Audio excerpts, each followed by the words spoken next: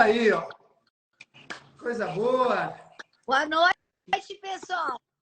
Boa Boa noite. noite, Suzana. Oi, querido, como vai? Tudo Pedro, maravilha, graças a Deus. peraí, Então vamos. A gente aqui está por sua conta hoje. daqui a pouco os cachorros vão entrar no quarto e eu vou deixar, porque eu não vou prender eles na cozinha, porque não se faz isso. Da- Então, se eles podem, eles são cachorros. Porque se eles miarem, estão com problemas. Suzana, eu vou apresentar o nosso presidente, né? Porque a gente já é conhecido de tempos. Oi, Doutor Antônio Geraldo.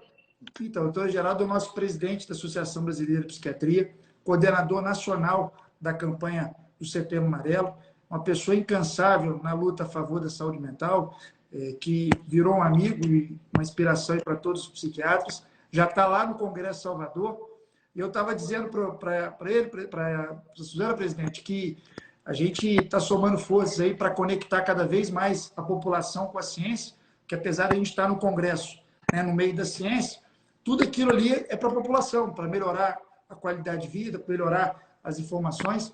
Então, quando a gente tem pessoas como a Suzana, que, né, estão brilhantando, dando luz à nossa causa, é algo muito, deixa a gente muito feliz, satisfeito. E vou passar a palavra ao presidente e te dar uma boa noite.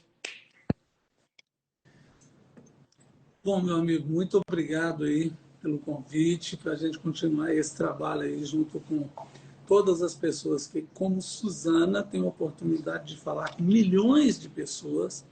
E com essa possibilidade de falar com milhões de pessoas, nos dá a chance de poder levar o conhecimento sobre o quanto é importante cuidar da saúde mental, e com isso a gente pode salvar muitas vidas.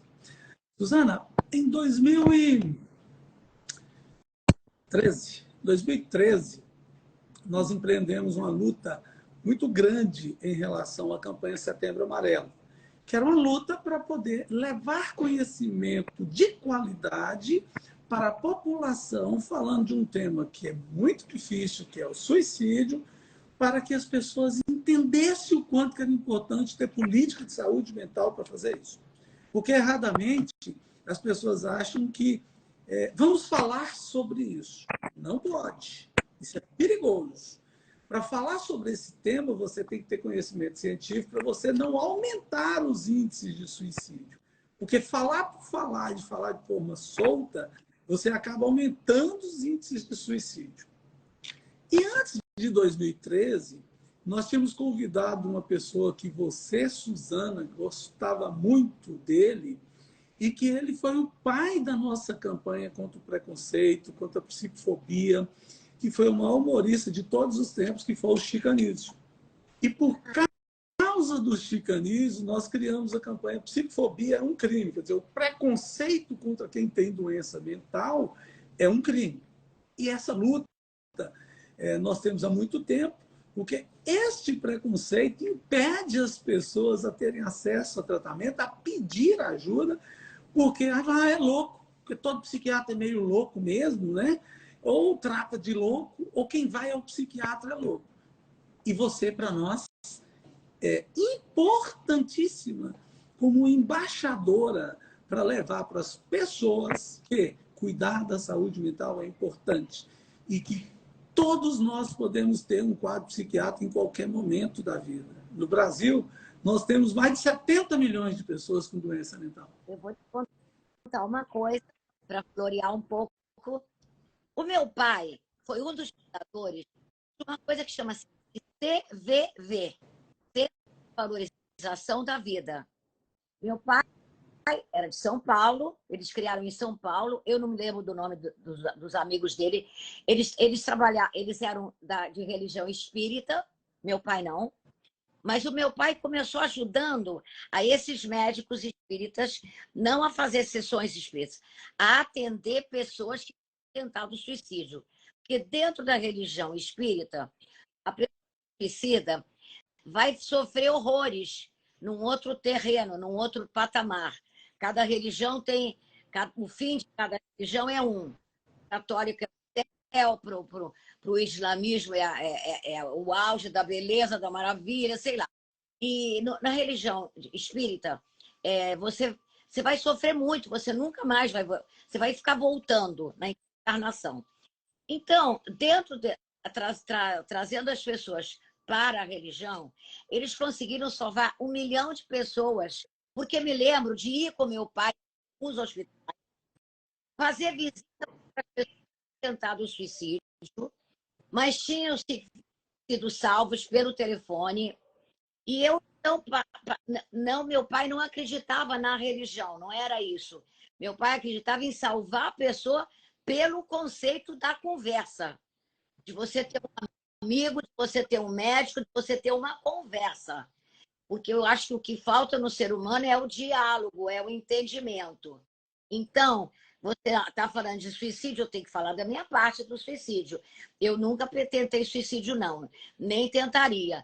E se tentaria, eu acho que teria que ser glamurosíssimo, milhões de pílulas para vocês me acordarem, para a gente acordar mais importante da saúde mental, você tem que lembrar que coisa que não é só a saúde mental, vem também com as coisas em volta. O mundo que a gente vive é que nos enfraquece e que nos adoece. Não somos nós que temos. Doutor Irving, vai dizendo se eu estou errada aí, porque vocês é que entendem de cérebro. Eu entendo de... mas entendo de cérebro também. Então, eu acho que o que a gente tem que demonstrar para as pessoas da saúde mental é manter a bola no alto, jogando a bola para cima sempre, não é? E, claro, eu me cuido com psiquiatra. Eu não tenho psicanálise, porque a minha psicanálise é o teatro, então, as novelas, os personagens. Agora, na hora da barra pesada, é a psiquiatra. Eu ia falar aluna, mas sou aluna da doutora Ana Beatriz. É muito importante dizer isso para as pessoas entenderem por que alguém tenta suicídio. Alguém só tenta suicídio porque naquele momento tem acometimento de um quadro, está cometido de um quadro psiquiátrico qualquer. E vários quadros psiquiátricos que podem levar as pessoas ao suicídio. Nós sabemos que praticamente 100% daqueles que suicidam é porque tem alguma doença mental. E que pode ser tratada, e que pode ser cuidada. E o que acontece é que, às vezes, não tem acesso ao tratamento, não tem a oportunidade de tratar. Mas, sem ter doença mental, a pessoa não tenta suicídio. Então, assim, não é, às vezes, simplesmente falar assim, é por causa disso, ficou triste, ficou alegre, aconteceu alguma coisa. Não, não. Para tentar o suicídio, você tem que ter tido ali um estreitamento cognitivo em que levou a sua cabeça a achar que a única saída é a morte. E não é. Não é. Se passar na cabeça de qualquer pessoa que estiver nos assistindo, isso é importante avisar para as pessoas, passar na cabeça a ideia de suicídio, assim, ó, tem algum quadro psiquiátrico que você, nesse momento, não está percebendo, mas que está acometido e que está fazendo você ter uma interpretação errônea do que deve fazer. O que deve fazer? Procurar ajuda. Dizer sem medo, sem vergonha, como a Suzana acabou de falar, que vai ao psiquiatra, porque precisa cuidar-se adequadamente. Claro que todos os aspectos da vida, eles têm a sua importância. Ok, você ter religiosidade, você cuidar da sua atividade física, mas a atividade mental tem que ser sempre muito bem cuidada. Porque qualquer pessoa pode tentar suicídio desde que se esteja cometido de algum quadro de depressão, de transtorno por uso ou abuso de substâncias psicoativas, que é a segunda maior causa. Ó, Suzana, 36, 37% das pessoas que tentam suicídio, que morrem por suicídio, é porque tem transtornos afetivos, depressão e outros quadros. 22, 23% é uso e abuso de substâncias psicoativas, álcool e outras drogas. Depois você tem esquizofrenia, transtorno de personalidade, transtorno de ansiedade, mas o carro-chefe aí são os quadros depressivos. Os quadros depressivos é que mais matam. Sabe qual é o problema? Que não tem acesso a tratamento. Nós não temos ambulatórios públicos de atendimento para atender as pessoas. Nós não temos um antidepressivo sequer na farmácia popular, o pobre poder ter acesso e tratar. Porque quem tem plano de saúde marca um psiquiatra, vai lá, é atendido e corre tudo bem. Mas quem não tem um plano de saúde, como é que faz? Não consegue marcar uma consulta psiquiátrica no sistema público de saúde, que é a minha luta. Minha luta é a população carente ter acesso ao tratamento, como você tem acesso para tratar outros quadros, né? Por exemplo, doenças do rim. Pô, cresceu muito a capacidade do Brasil de cuidar de pessoas com doenças do rim. AIDS, nossa, cresceu muito, ganhou prêmios a capacidade do Sistema Único de Saúde de atender essas pessoas. Nós precisamos disso junto com o governo federal, o governo estadual, o governo municipal, ter ambulatórios para você ir lá fazer uma consulta e voltar para casa. Só isso. Continuar trabalhando, produzindo, fazer tudo o que tem para fazer pela frente e sempre ensinando a população. Cuidado. Toda vez que falar de suicídio, tem que dizer para as pessoas que tem saída. Se a gente não mostrar saída, ou se a gente errar, por exemplo, esses dias, o Erwin, eu fui lá, Erwin, vi as suas anotações nos comentários, quando um jornal importante do Brasil, um portal importante, falando do suicídio de uma pessoa, ensinando como suicidar, onde suicidar, o que usar para suicidar. Não podemos fazer isso? Jamais. Porque aí você ensina, aí você incentiva, aí você aumenta os índices de suicídio. E nós precisamos baixar. E ter você junto numa causa para a gente combater o suicídio e levar quais são as necessidades reais da população, que é ter assistência pública, gratuita, 24 horas, é o que Deus vai nos ajudar a ter muito em breve no Brasil, que por enquanto não temos. Nós só pioramos a assistência em saúde mental no Brasil. Eu acho importante que a saúde mental não é a do carente. O mundo ficou doente com a Covid. A Covid foi a pior doença. Existem épocas que dão as é só problema de cérebro, você fica doente mental. Você fica doente mental com as causas também psicológicas, com o estresse. Eu não acredito nisso que você está falando, que tem algum problema físico dentro do cérebro para você tentar o suicídio. Tudo do mundo. Você acha que dá para você ficar normal assistindo hoje a um telejornal? Nem tinha acabado a guerra da Ucrânia, já começou lá de baixo. Então, o que você acha que essas crianças que estão assistindo isso, do mundo todo, tenham elas problemas físicos, cerebrais ou não, todas terão processo, necessidade de ter psiquiatras, psicólogos e psicanalistas e pessoas amorosas e cuidadores e cachorros para deixar o nosso mundo mais suave, porque o mundo está muito grave e eu não sei viver sem a minha psiquiatra, com os meus remedinhos psiquiátricos, para eu me manter normal, para eu poder conviver com as pessoas, para eu não estar dentro de um estúdio depois de 10 horas de gravação. Eu acho que as pessoas hoje, eu fico falando, todo mundo faz análise.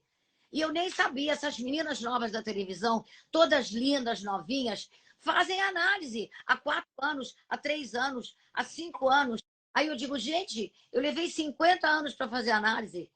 Então, eu acho que a política de você inserir essa nova matéria que seria vamos trabalhar o sentimento misturado com o cérebro, é que é a necessidade. Deixa eu moderar uma questão. Suzana, o que acontece? A gente tem 3 pilares principais para a gente melhorar a saúde mental.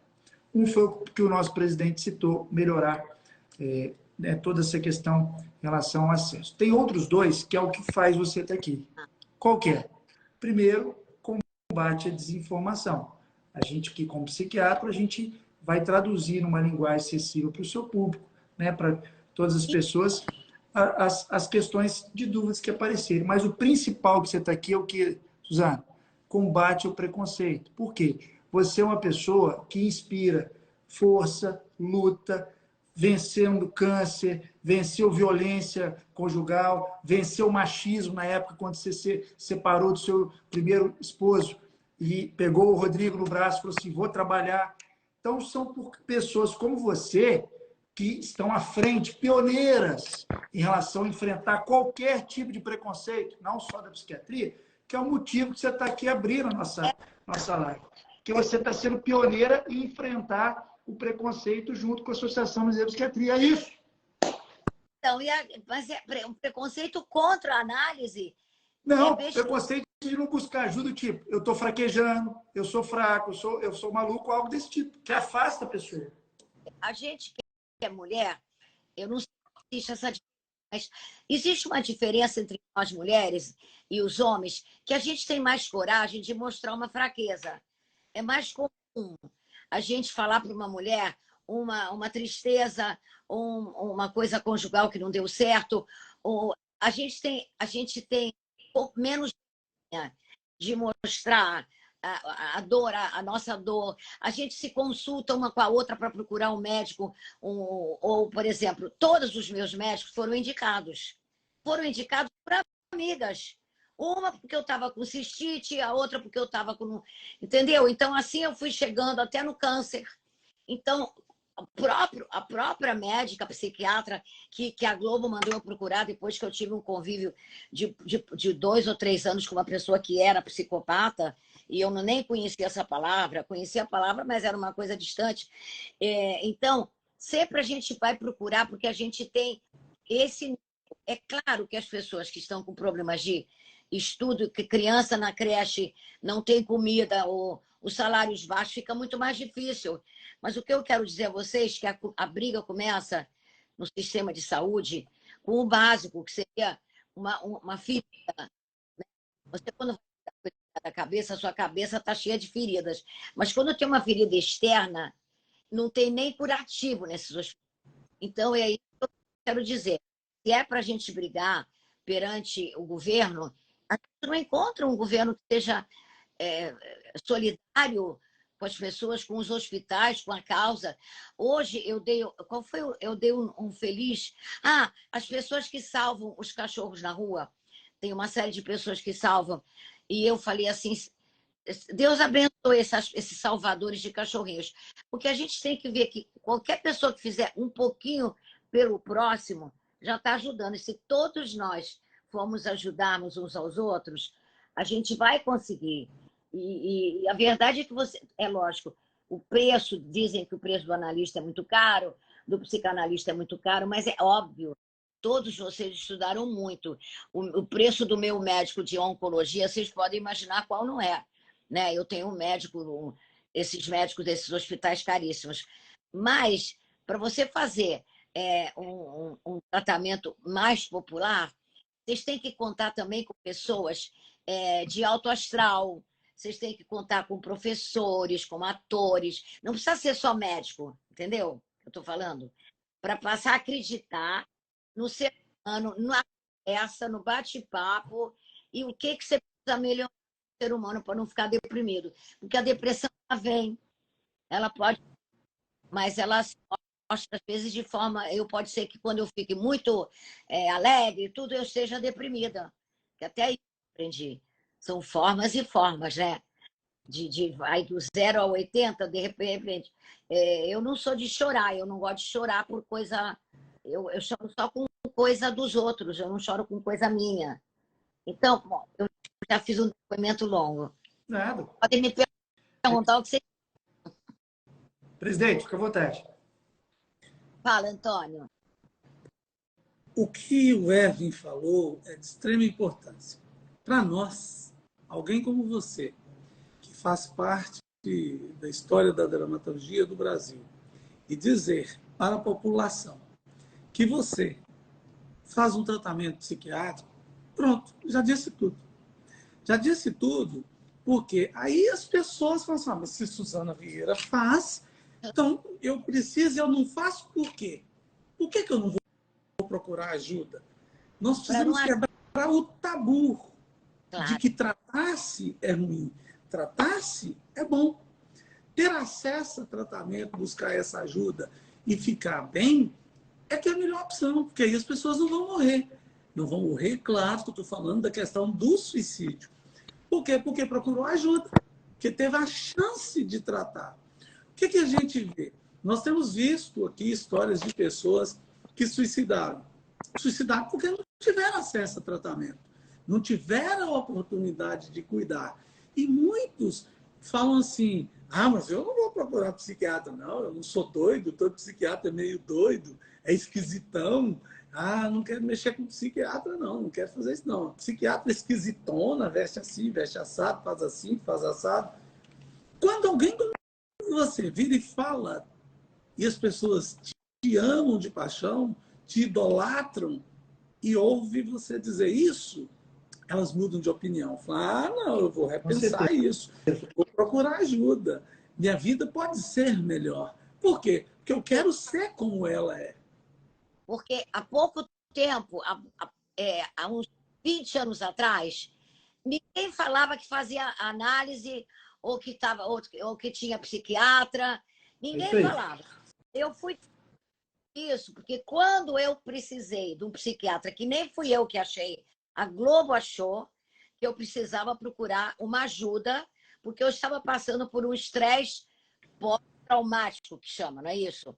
E falaram com uma atriz, amiga minha, Arlete Salles, que era bom eu me consultar, que é maravilhosa, a Ana Beatriz, e que eu devia procurar.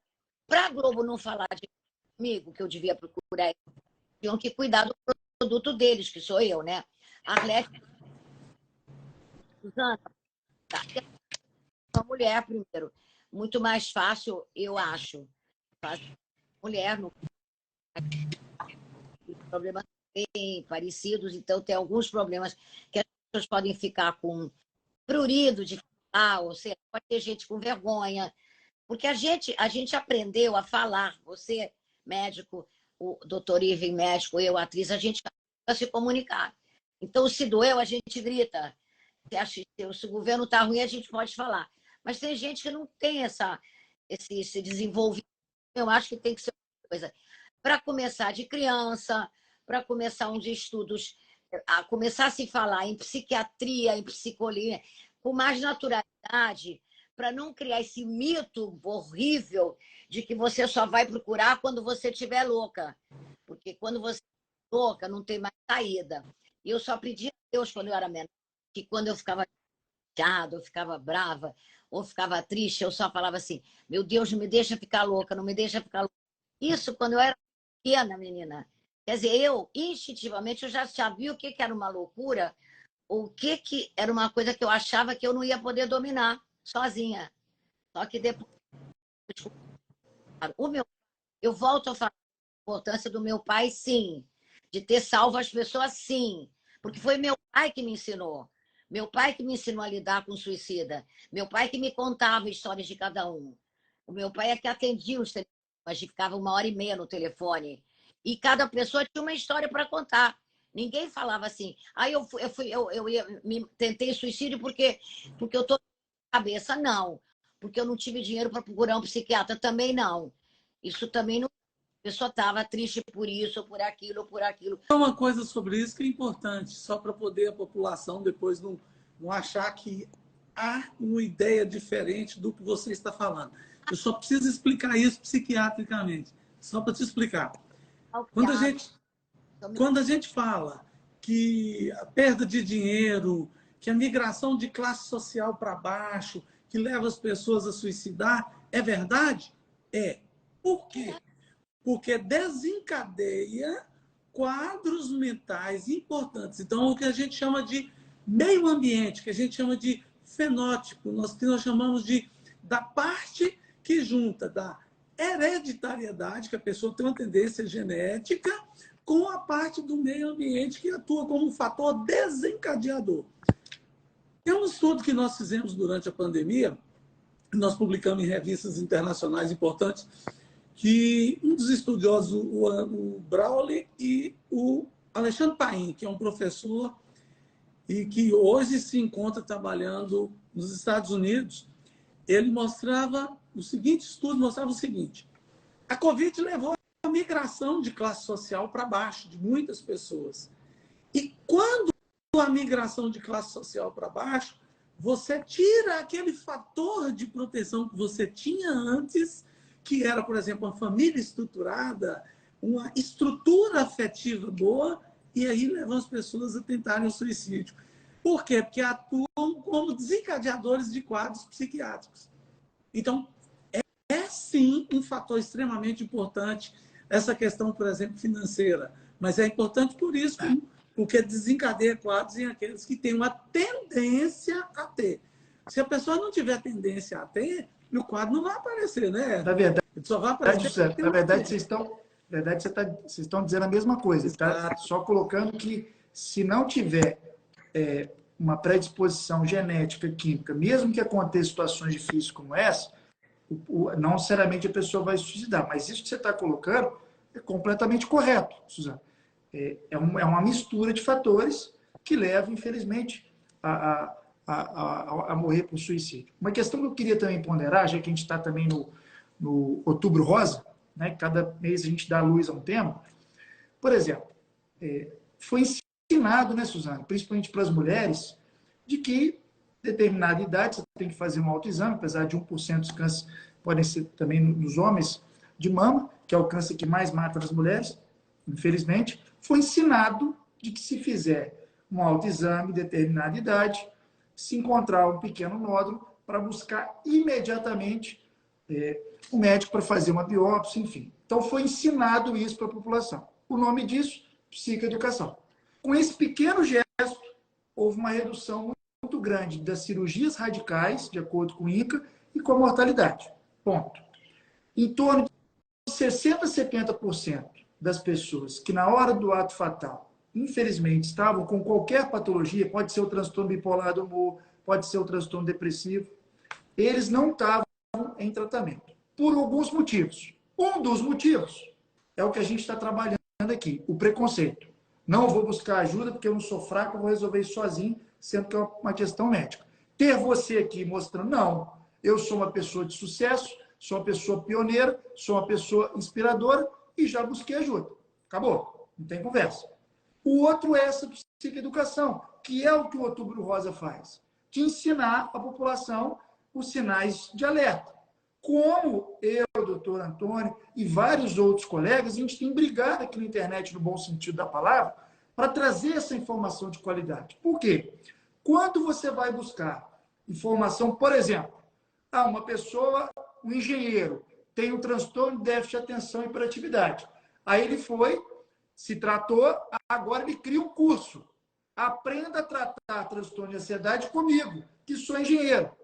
Tem um monte aí, que na verdade não tem embasamento científico, deu certo para ele, mas poderia não dar certo para o outro, não teve uma pesquisa para você chegar na conclusão para o todo. Além disso, você pega, às vezes, estudos muito pequenos, que precisam de muitos outros para confirmar, e uma pessoa que não é da área da saúde, ou até mas não está boa informada, vai lá e coloca, quem está dizendo aqui é o estudo. E aí você induz uma pessoa que está passando por isso a ter essa informação de má qualidade. Então, o nosso objetivo aqui, somando força com a Suzana, combatendo o preconceito, é trazer essas informações mais técnicas para o seu público que é imenso e que vai ser reproduzido isso de várias vezes. Então, é esse somatório que está sendo a nossa luta, que a gente vai... Estamos abrindo o Congresso, né, presidente? O maior da América Latina, o segundo maior do mundo, justamente com a sua inspiração aqui para todos que estão lá no interior do Pará, lá no interior do estado do Rio, angustiado e com medo de buscar ajuda. Está aqui o Suzana Vieira, batendo no peito. Eu precisei, busquei e continuo nativa. Continuo fazendo novela, continuo fazendo propaganda igual. E todos vamos fazendo análise.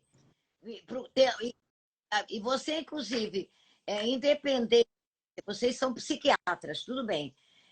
Mas acontece que vocês têm que falar também sobre os psicanalistas, porque a gente... Psicólogos, no geral. De um modo geral. Pode só ter o psiquiatra, dar o remedinho, Claro. Doença. Mas é a doença da alma. E senão, a gente tira uma categoria que eu acho importante, que é a importância dos psicanalistas.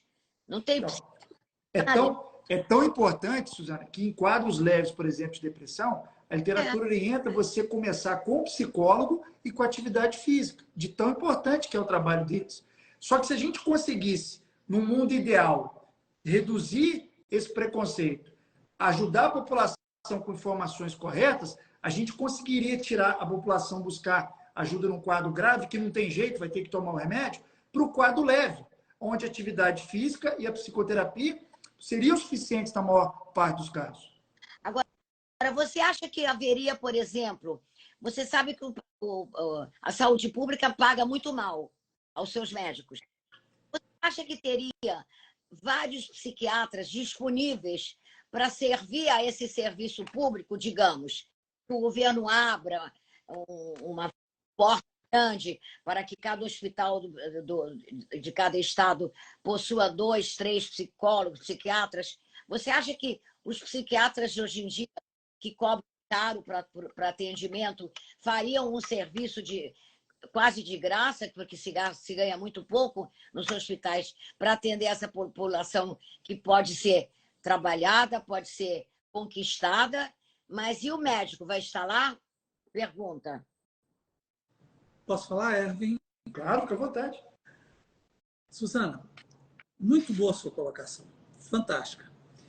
No Brasil, nós temos carreira de Estado para promotores, nós temos carreira de Estado para juízes, nós temos carreira de Estado no sistema militar, nós temos carreira de Estado no legislativo, que é muito boa carreira de Estado, no judiciário, só que a gente não tem isso no mesmo padrão que deveria ser de carreira de Estado para médicos. Porque você tendo carreira de Estado para médicos, você vai conseguir ir para cidades mais distantes, porque você sabe, se eu tenho uma carreira, eu vou passar 2 anos aqui, como um promotor faz. Depois eu já vou para uma cidade melhor, depois de 5 anos, depois de 8 anos, depois de 10 anos. E aí eu vou chegar lá a procurador. Por quê? Porque há uma carreira de Estado. No executivo, nós não temos para os médicos, os enfermeiros, os assistentes sociais, os psicólogos, uma carreira de Estado. Para a pessoa pegar e falar assim, eu posso ir lá para onde Antônio Geraldo nasceu, que é o interior do norte de Minas Gerais, onde lá em Grão-Mogol, uma cidadezinha desse tamanhozinho, que eu nasci, e eu vou para lá, mas eu vou ascender na carreira. E ascendo assim, eu vou fazer, porque vale a pena fazer. Uma vez, Suzana, uma jornalista virou para mim e falou sobre, mas não tem médicos para ir para o interior. Eu falei, tem jornalistas? Não tem. Não tem. Claro que não, porque não tem uma oferta de serviço digno. Muito bem. Por que no Brasil nós temos projetos, por exemplo, da interiorização de médicos e tem médicos para ir? Porque os salários desses projetos de mais médicos, por exemplo, se os médicos brasileiros ganhassem este salário também, eles iriam. Eles iriam. Mas querem pagar 2 salários mínimos, 3 salários mínimos. É o que querem pagar. Mas se é mais médico, se é mais isso, mais aquilo, os apelidos que quiser dar no governo que for, que está errado, tinha que ser política de Estado e não política de governo, porque muda governo, sobe o governo, se é governo municipal ou estadual ou federal, se é política de Estado, vai funcionar. Por isso que no judiciário tem todas essas carreiras, por isso que no legislativo tem essas carreiras. Nós não temos na questão do serviço médico. E erramos, porque nós passamos pela pandemia e não criamos a carreira de Estado para essas profissões, mesmo chamando todos de são heróis, heróis. Heróis não muda nada no sistema, na qualidade de atendimento, não muda nada nas estruturas dos hospitais no Brasil. Nós podemos construir inúmeras arenas de um minuto para o outro e enche de arena no Brasil inteiro, que não está acontecendo nada nelas, na maioria delas, mas não podemos construir hospitais e mantê-los. Por quê? Por que não? Pode sim. Tem médicos. Nós temos médicos de sobra. Nós temos mais faculdades de medicina do que tem na China, do que tem nos Estados Unidos. A China com 1 bilhão e tanto de pessoas, os Estados Unidos com quase 500 milhões de pessoas. E por que a gente não tem um controle disso? Erro, você está voltando ao mesmo. Nós temos. É uma coisa de leis, ou seria o governamental. Então, é o seguinte, isso daí vocês têm que. Se vocês sabem. Como é que Associação Brasileira de Psiquiatria. Hein? Associação Brasileira de Psiquiatria. Associação Brasileira, por exemplo, tem aquela associação dos advogados, que é fortíssima no Brasil, que é quase quadrilha, para não falar outra coisa, né? Porque eles fazem o que eles querem. Por que não existe essa coisa forte ou representativa no legislativo, no judiciário, para vocês conseguirem alguma coisa? Porque os médicos, eles foram ficando os mal pagos, os que são do SUS, e o pessoal daqueles hospitais caríssimos, da classe média alta e dos milionários. Pergunta para toda a classe política se eles vão no SUS. Nenhuma pessoa vai no SUS. Nenhum político vai no SUS. Eles vão para os hospitais dos milionários, entendeu? Então, enquanto houver essa política nojenta nesse país, a gente não vai sair do lugar. Eu posso falar para vocês o que vocês quiserem. Eu posso falar para o meu público que eu vou aos médicos porque eu tenho um plano de saúde, sabe? Por isso que eu vou a todos, e que eu vou, mas eu vou inclusive o psiquiatra, o psicólogo, eu vou ao podólogo, meu amor, para tratar do pé, da unha do pé, do fio do cabelo. Agora, eu tenho um plano de saúde. Agora, enquanto país de terceiro mundo nessa categoria, a gente não vai chegar a lugar nenhum. Eu agradeço a vocês para fazer essa live, e eu só tenho muita pena desse povo brasileiro não ter mais consciência do que ele poderia ter. Ele poderia ter isso tudo. Porque eu sinto que às vezes há uma deficiência, a pessoa quer saber mais, uma pessoa quer aprender mais, aí a pessoa não tem um ônibus, a estrada é barrenta, o filho tem que trabalhar. Então, é uma estrutura toda de política nesse país. Então, a gente está indo, vocês estão indo contra a maré. E a gente vai continuar, a nossa classe também. Não pense que são só vocês, não.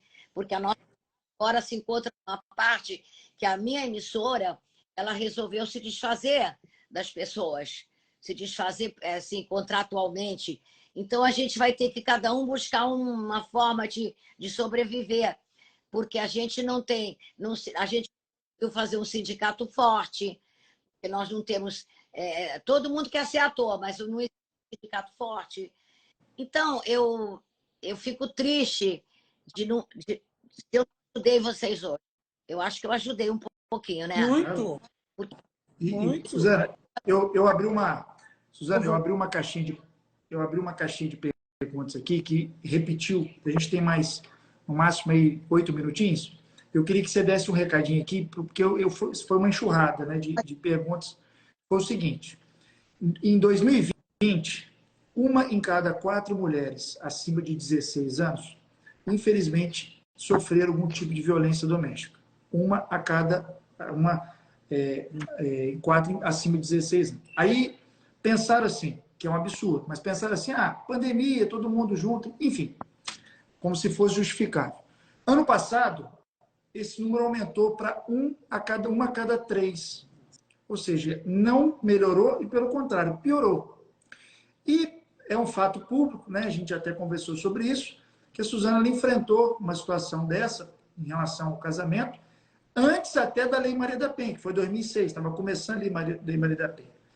E, recentemente, eu tive uma oportunidade de conversar com uma delegada, que é a chefe da delegacia de mulher aqui do estado do Rio, da Baixada, e ela falou uma coisa muito interessante, Suzana, que eu queria que a gente refletisse isso junto, até porque você foi uma pessoa que foi talvez a primeira que bateu no peito e falou assim, eu vou denunciar, enfim, e carregou tanta gente junto. Que ela falou assim, muitas das vezes, essas mulheres que sofrem essas violências, elas chegam no final, acaba que a justiça ela beneficia o réu, né, o suposto agressor. E ela explicou por que isso. Que a maioria dessas denúncias, pelo menos aqui no estado do Rio, não tem uma prova, não tem um vídeo, não tem um áudio, não tem uma testemunha. algo que chegasse no final, se ficar a palavra da mulher que mudou a lei da Penha, mesmo se ela desistisse, não quero mais denunciar, agora o processo vai. Isso foi um ganho positivo. Mas chega na hora final, se não tiver uma prova, nem que seja um áudio, uma testemunha, acaba que é uma lei pétrea, né? Na dúvida vai a favor do réu. Então, eu queria passar essa informação para vocês, que aquela frase que a gente conversou uma vez, não se cale e denuncie, a delegada falou assim, ó, o correto seria não se cale, denuncie e leve uma única prova. Porque se você não levar essa única prova, vai chegar no final e a lei vai a favor do réu. Então, eu queria que você falasse um pouquinho disso aí para o público, né, que eu recebi muitas perguntas pedindo para te perguntar sobre isso, né, sobre esse tema que você tão bravamente foi mais uma vez pioneiro. Eu acho assim, eu não entendo por que no Brasil isso se tornou quase uma febre. A palavra que nem existia. Em 1970 não existia feminicídio. A gente não falava em feminicídio. É claro que a palavra já tinha sido, ou sei lá se eles inventaram, mas foi agora. Mas era uma coisa muito, muito, como é que chama? Distante da nossa realidade. Hoje em dia ela está perto da nossa realidade, perto demais. Não acontece nada com esses caras, a verdade é essa.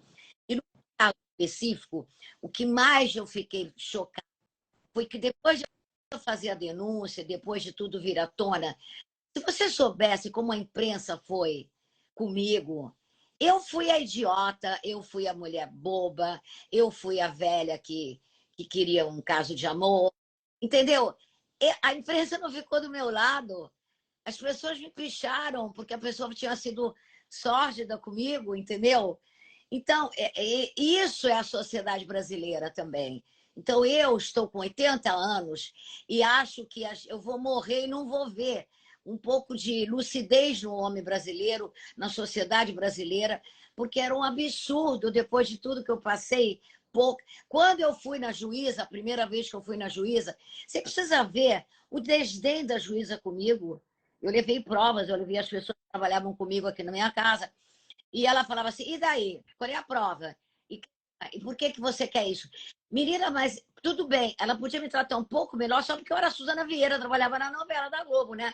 Ela podia fazer uma gracinha, pelo menos. Mas imagina uma pessoa do povo que vai lá dizer que o marido bateu nela. Entendeu? Então, eu nunca pensei que a imprensa, a sociedade está em cima da mulher. É inegável, amigas. Vocês poderão denunciar sim, mas a verdade é o seguinte, o cara pega um jatinho e vai embora para Dubai, entendeu? É isso que acontece. Aí levam anos para pegar o cara, já até engordou, né? Essas pessoas que fazem umas coisas aqui, viajam, vão para Dubai com gordos. Então, eu acho que isso tudo faz mal para nossa cabeça. A saúde mental é afetada por isso. E isso não é uma coisinha, uma doença na minha cabeça. Isso é eu saber conviver com isso e levantar e dar a Deus que eu estou bem, a minha doença está em remissão e a minha família me prestigia, me respeita, a minha empresa me respeita. Mas é muito duro conviver com isso aqui dentro. É muito duro. Eu preciso desabafar com psiquiatra, com psicanalista. Aqui você tem dois. Aqui você tem dois. Pode desabafar. Mas então com os meus amigos da carreira artística. Mas que o desabafo é necessário para qualquer ser humano, é. O cachorro, quando está na rua pedindo abrigo, ele chora. E o passarinho está caído no chão, um mochinho que ele bateu na vidraça, ele tem um restinho de vida, ele está chorando. A nossa alma, a nossa vida, ela fica muito mexida com tudo que vem de fora. Então, benditos sejam os enfermeiros, os médicos, os operadores, os cirurgiões, os psicanalistas, os psicólogos e os psiquiatras. E benditos sejam os remédios que vocês podem nos dar, eventualmente ou não, e de a gente aprender a conviver com esses remédios com a tranquilidade, sabe? Porque eu estou agora enfrentando uma doença nos meus cachorros, por exemplo, olha aí, vida animal. Eu estou com 2 cachorrinhas que estão com Alzheimer. Alzheimer casa. Então, eu já aceitei a psiquiatra lá do Canil. Ela veio com cannabis, graças a Deus, ela resolve. Ela é a favor da cannabis, dá cannabis dos meus cachorrinhos, nas duas. E remédio para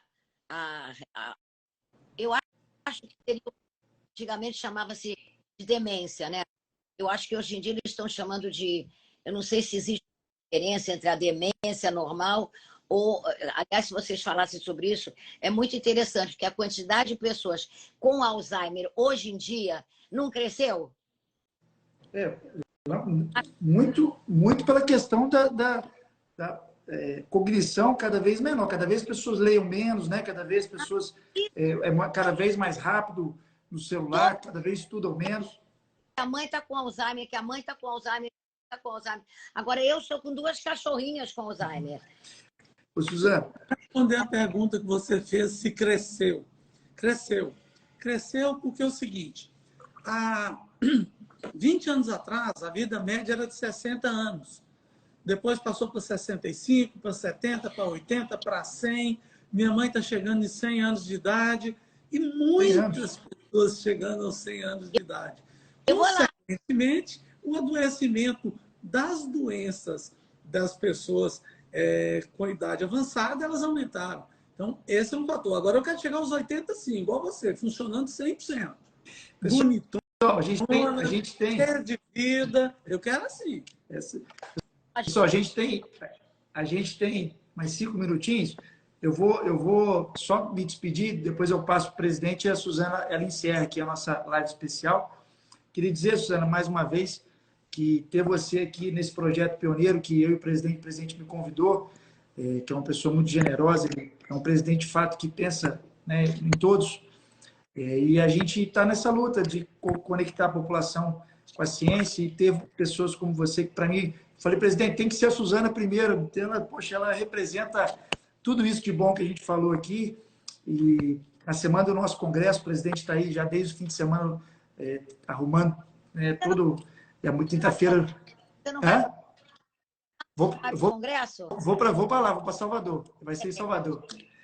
E aí eu vou encontrar com o nosso presidente pessoalmente. Então, a gente está com essa proposta cada vez mais de combater o preconceito e a desinformação, somando força com a população através de vocês, que tem o público, tem a inspiração. Então, para a gente está sendo muito importante ter a Suzana como a madrinha disso, né? Ou seja, o primeiro programa que a gente está fazendo nesse intuito, junto com a Associação Brasileira, representado pelo nosso presidente. Presidente sem palavras, sempre uma pessoa que faz de tudo pela psiquiatria, mais uma vez ele está aí com a gente. Então, vou passar a palavra para o presidente e a Suzana encerra, dando um boa noite especial. Presidente, a palavra é sua. Só quero agradecer muito a você, Suzana, muito, muito. As suas palavras, elas foram enriquecedoras, elas foram anti-preconceito, anti-estigma. A sua declaração, ela vai ecoar por muito e muito tempo, dando uma força muito grande contra o preconceito. Nós somos contra todo e qualquer tipo de preconceito, nós somos contra toda e qualquer forma de estigmatização das pessoas, e principalmente daqueles que padecem de doença mental, porque às vezes não conseguem nem cuidar para combater estes que levam o preconceito. Eu passei muitos anos da minha vida com preconceito por ser psiquiatra. As pessoas, cuidado, não pode falar muito perto dele não, que ela é psiquiatra, vai te analisar. Não, ninguém faz isso, ninguém vive de plantão 24 horas.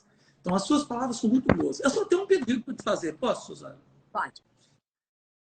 Vamos com a gente chamar outras pessoas que têm um grande nome, que é uma grande figura, já está na história do Brasil, como você, para que a gente possa fazer lives a 4 e discutir bastante sobre saúde mental, sobre os cuidados com a saúde, com a população. Te agradeço de coração. Olha, muito obrigado por estar aqui. A gente vai fazer de vez em quando. Lógico. Vocês, jornalistas da matéria, e eu como uma ouvidora e uma dando palpites, mas dando depoimentos, mas com pessoas mesmo, a gente ouvia um pouco, assim, de perto mesmo, o que as pessoas estão pensando, o que elas estão precisando. Será que elas têm noção disso? Ou será que elas estão alegres e só ficam a gente tem que saber um pouquinho mais. Porque eu vejo aqui na minha casa, por exemplo, eu tenho várias pessoas que me cuidam aqui dentro de casa, vários funcionários. E é interessante como é só a gente querer observar. A gente, agora, Patrícia Paulista falando, observar, né? Como é que o humor da pessoa muda? Como é que a pessoa não está bem naquele dia? Como é que, de repente, não sei se sou eu que estou irritado ou se é outra pessoa. Então, a gente tem isso daí no microcosmos, que é a minha casa, já é difícil de conviver, são 7 pessoas comigo, 8, e 4 cachorros. Então, isso já gera uma tensão. Então, eu tenho que, como autoridade maior da casa, eu tenho que estudar e ter mais paciência do que todos para poder entender e para poder encaminhar cada um na sua casinha. Eu tento encaminhar eles nos médicos que eles precisam, médicos gerais, e ortopedista, e dentista, eu tenho plano de saúde para ele. Mas em relação à cabeça, à saúde mental, eu não possuo isso, porque a minha psiquiatra, ela não está... E porque é um serviço público, mas eu acredito que se eu fizesse uma pergunta para 5 funcionários meus, você gostaria de fazer uma análise? Você gostaria de ir num psiquiatra para ver como é que anda a sua cabeça? Eu tenho certeza que eles diriam que sim. Está faltando as pessoas procuradas, a gente pode procurá-las através da quadradinho pequenininho e através de pessoas fantásticas como vocês. Agradeço